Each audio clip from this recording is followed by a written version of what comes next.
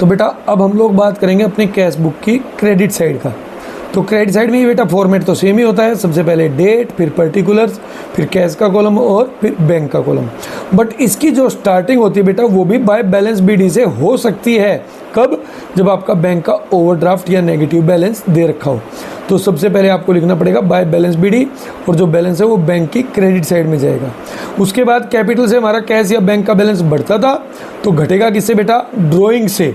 अगर ओनर ने personal use के लिए कैश विड्रॉ किया है तो कैश में से कम होगा, और बैंक से विड्रॉ किया है तो बैंक में से कम होगा।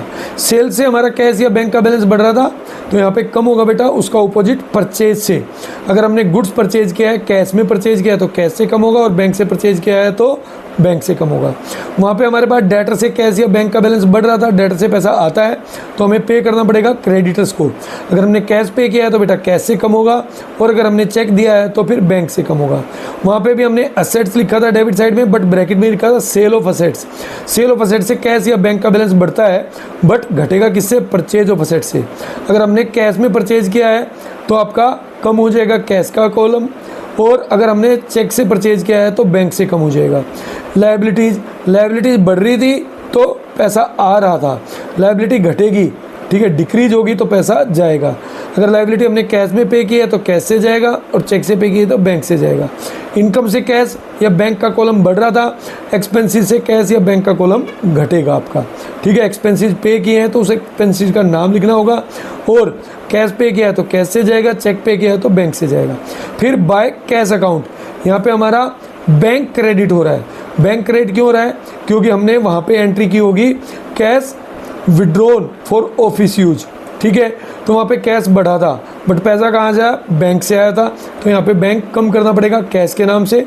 और एलएफ में हमें सी लिखना पड़ेगा बेटा, कॉन्ट्रा, ठीक है, वो मैंने नहीं लिखा, आपको ध्यान रखना, लिखना पड़ेगा।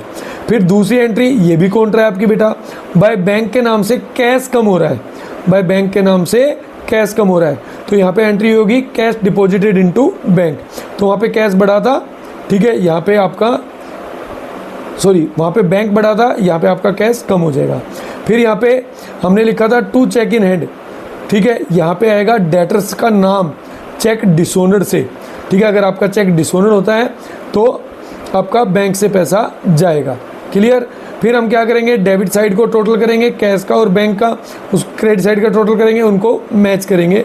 और कैश हमारा कभी भी नेगेटिव बैलेंस नहीं हो सकता है, जितना आया उतना ही कैश जा सकता है, उससे ज़्यादा नहीं जा सकता, तो वो हमेशा पॉजिटिव बैलेंस देगा।